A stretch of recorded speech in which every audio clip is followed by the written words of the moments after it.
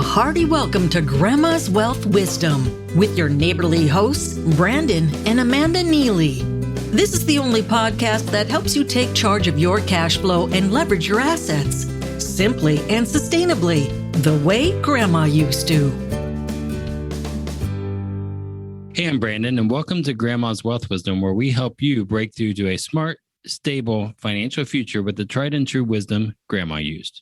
And howdy, I'm Amanda, and this is episode 94 titled The Secret to Real Financial Progress.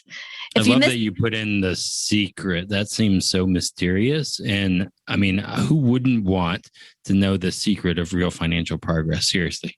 Well, if that's what you want to learn, you're in the right place. So but we got to catch you up. If you missed the last episode, we busted apart net worth as the gold standard of measuring financial progress. We shared a few examples of when net worth is not the most important metric for what financial success looks like. And we encourage you to check out that episode, but it's not necessary to get the big idea of this episode, which are our secrets to real financial progress. In fact, there are 5.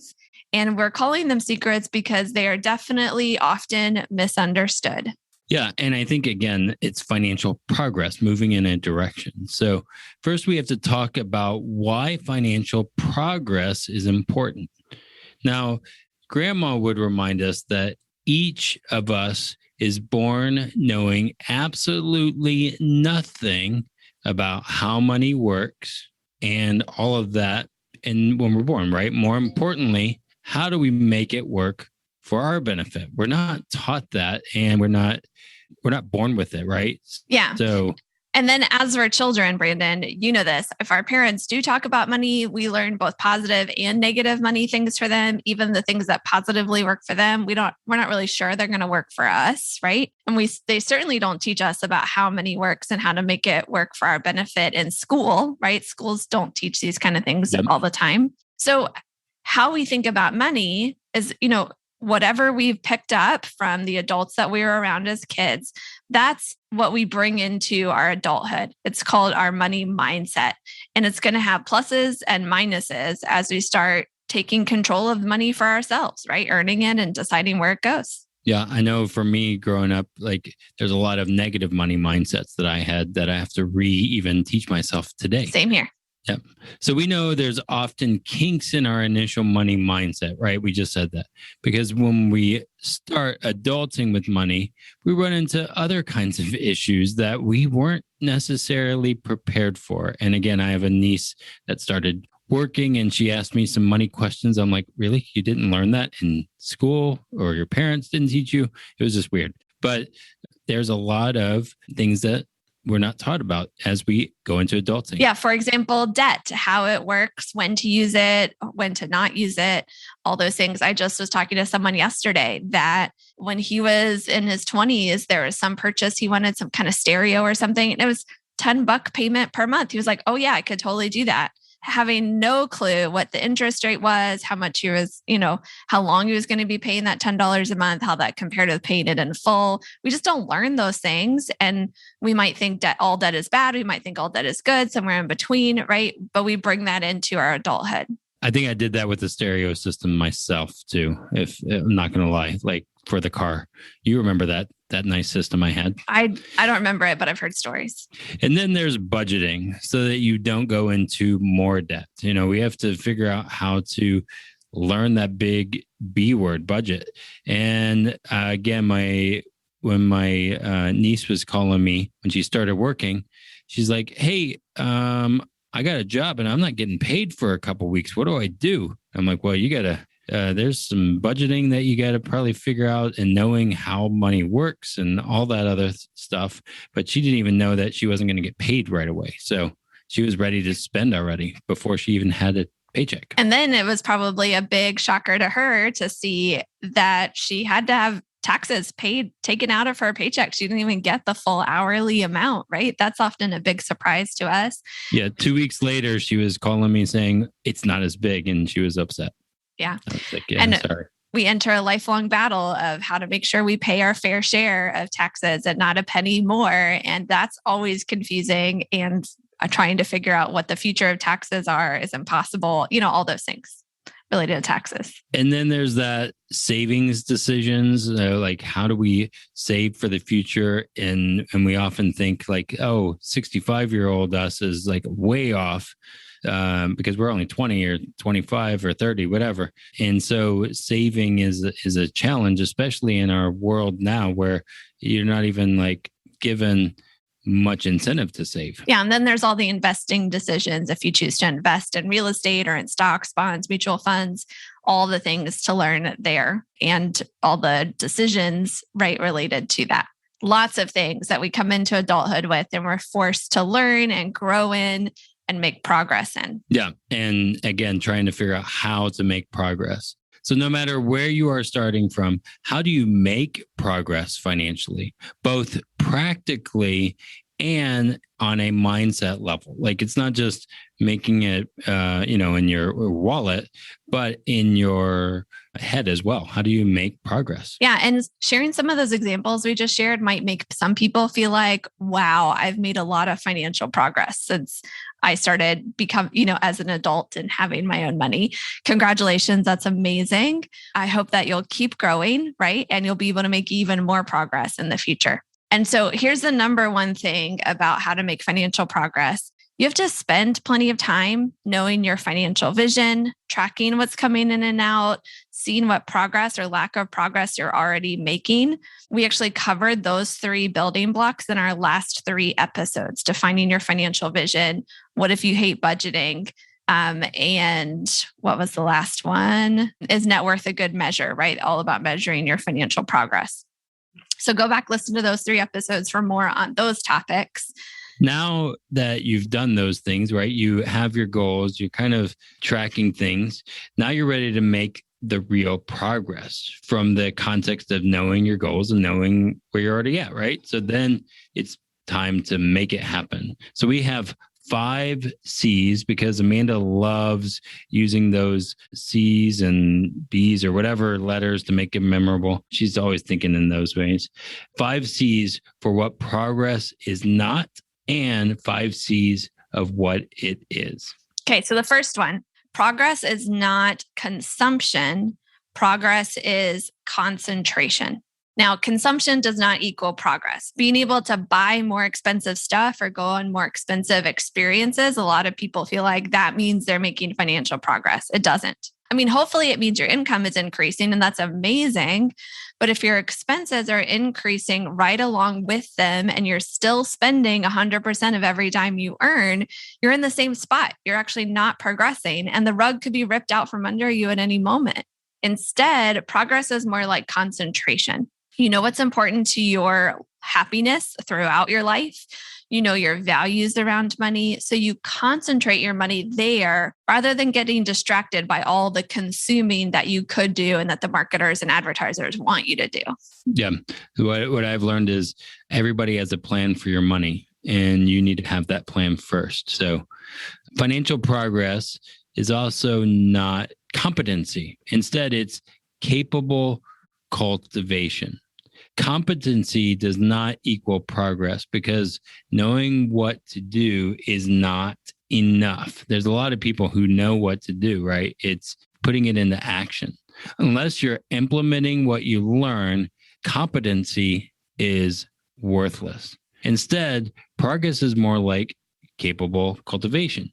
If your financial life is like a garden, you're always learning and responding to environmental factors to cultivate what you want to grow. Yeah. So if you're going to start a vegetable garden, you might read some books about gardening. You might, start following some people on Pinterest or who knows what you do to learn.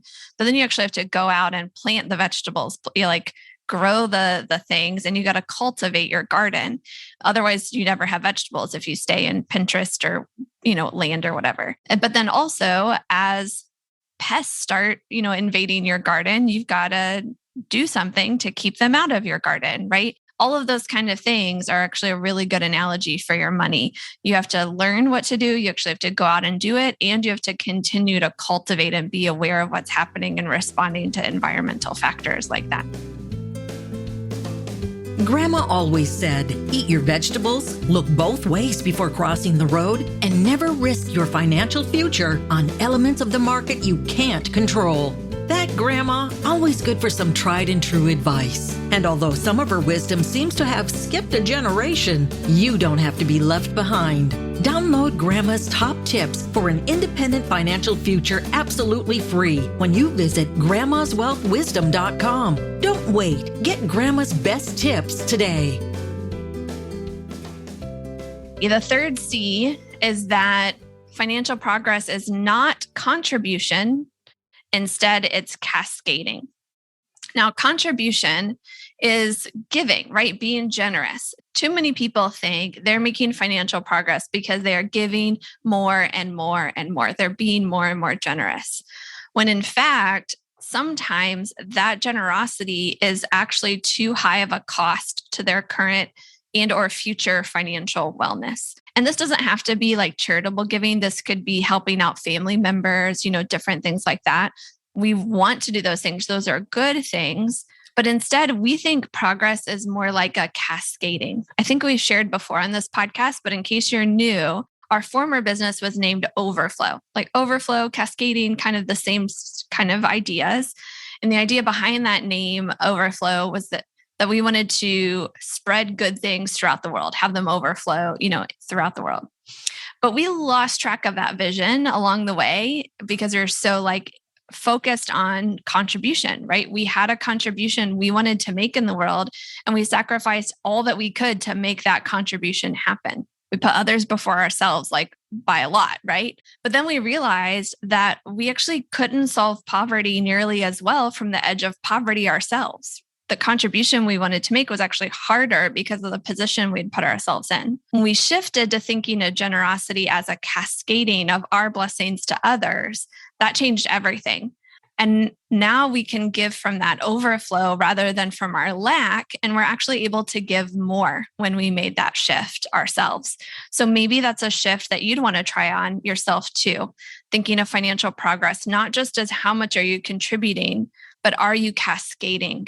Are you sharing those blessings you receive with others and appreciating what you receive and how it cares for you as well? And I would say going back, re-listen to this, and hopefully you don't go through the pain if you're a giver or an activist, kind of like we were or are, because that experience pretty much landed me in the hospital and was really, really painful. So learn from this and again, be in that cascading role of receiving as well as giving. Yeah. So the next one, number four, financial progress is not community. Instead, it's your crew. Now, community, we love community, but it does not equal progress. Some people totally have a community. It's hard to say that word sometimes. Some people totally have a community that is getting them to harm themselves financially. I mean, seriously, we see that. Whether it's spending too much to try and have fun and enjoy life, or their community isn't allowing them to carve their own path and celebrate their unique goals. And again, their unique goals. Instead, progress is more like finding your crew. Now, that's a smaller group of people, right? Your crew are those who know you personally and know your financial story and maybe even give you competing advice for your benefit. You're the captain, though, of your financial ship. Your crew helps you get where you want to go and warns you of the storms they see on the horizon. So you want a crew that focuses on certain areas, but also knows you and is connected to you in some regard. Yeah. You wouldn't take a community on a trip across the Pacific Ocean. You would want a crew, right? That's there for your benefit, knows what they're doing. Very big difference there if you want to get from point A to point B and make financial progress. Now for number 5, I'm going to say it. Go with me here. Compounding does not equal progress. Many people think compounding, they got to go after compounding. They got to get that compound interest building. But what they think of as compounding isn't really compounding, because either there's volatility where they lose value and then they have to gain that back, and it takes more to gain back what you lost than you might think, right? Like the math, that's how it works. Or because they end up spending a portion of their money, right? They end up buying that car, doing this thing, and that destroys the compounding they could have gotten if they had left that money there. I have to get away from the C's on this one, but I think it's okay because this is the most important one and we want it to stand out. So it's not compounding. Instead, it's uninterrupted compounding, a UC instead of just a C. And there's only really, truly a few ways to get real uninterrupted compounding in your financial portfolio. We don't have time to go into that in this podcast. We've covered it in many before, but if you want to learn more about our favorite way to get uninterrupted compounding interest working in your favor, visit grandmaswealthwisdom.com. Look for the download for Grandma's Top Tips for an Independent Financial Future, and we go over that strategy in there. So while you're doing that, it's made a huge difference for us, definitely. So 100%. Yep. So here's the main point of what we're talking about today. You can't rein in consumption and instead concentrate on your most important actions. You can't build on your competency and transform it into capable cultivation. You can't contribute from a cascade of your personal financial health, and you can't build your crew. Can't do all those things overnight. You can't just snap your fingers and all of a sudden you've gotten all these C's in a row, right? Uninterrupted compound interest, it doesn't do much in a day, right? Even if you have a penny doubling in a day, it's still just 2 pennies. You need more time for it to, grow and see it working. Now, all of these things, as I just recapped that, they might seem overwhelming. Which one do you start with? What are some steps that you could take today to see that real financial progress? So let me say that again. There are 5 C's: concentration, capable cultivation, cascading, crew, and uninterrupted compounding. Which is the most important? Can you improve all 5 at once? So here's where we learned a great analogy, and it's the barrel analogy. You might have heard of it. Think of your financial life as a barrel with flat slats running up and down. Now, the slats are called wooden staves. Amanda did some research, so it's actually a stave that they have. Each of these 5 C's of a financial progress is a stave that makes up your barrel. Some might be long, meaning they are developed and working well, and other staves might be short, meaning they are undeveloped and not working. What we suggest is looking at your barrel and determining which stave is the shortest. Then focus there. Then your barrel can hold more until the next stave is reached. So the next level, right? Then you focus there. You keep lengthening your stave so your barrel can hold more and more contents, right? You keep growing your weakest area. Either it's concentration, capable cultivation, cascading, your crew, or uninterrupted compounding. And you choose one and focus there until you feel like it's leveled up with the other 4. Yeah. So the one thing about barrels, though, that we have to include in this analogy is that they have a bounding. There's a metal or a wooden hoop that holds all these staves together. The staves are worthless without something that holds them together. The barrel's not going to hold anything, right? So that hoop, for when we're talking about this financial progress type barrel, that hoop is your goals, your values, your overall financial vision, the things that actually define success for you. Now, this is part of why we've done these episodes in this order, right? Defining your financial vision, knowing, tracking your in and out, inspecting your progress, defining what progress really looks like for you. These are all, building on each other. They're creating what we actually have termed the STILL method, where we believe you can defeat overwhelm. You can be ready for whatever money that flows into your barrel and what you're going to do with it, how you're going to keep more of it and direct its purposes. And you can get more information about the STILL method, download the checklist that we've created to bring to your times where you're focused on your money and thinking through what you want your money to do for you. And you can get all of those things at stillmethod.com. It's STILL method.com. So there you have it. Financial progress is growing your concentration, capable cultivation, cascading and crew, and uninterrupted compounding. Now it's your turn to try it out. Listen to the episode multiple times as well and grow each of these areas of your financial life and see if you don't make financial progress and live a better life overall because you've enacted and built in those 5 C's. So in our next episode, we're going to be chatting a little about how together is better than rich. Together is better than rich. You don't have to do any of this work alone. If you're looking to build a crew, the next episode is for you. Until next time, keep building your wealth simply and sustainably so you can break through to a smart, stable financial future. The topics presented in this podcast are for general information only and not for the purposes of providing legal, accounting, or investment advice. On such matters, please consult a professional who knows your specific situation.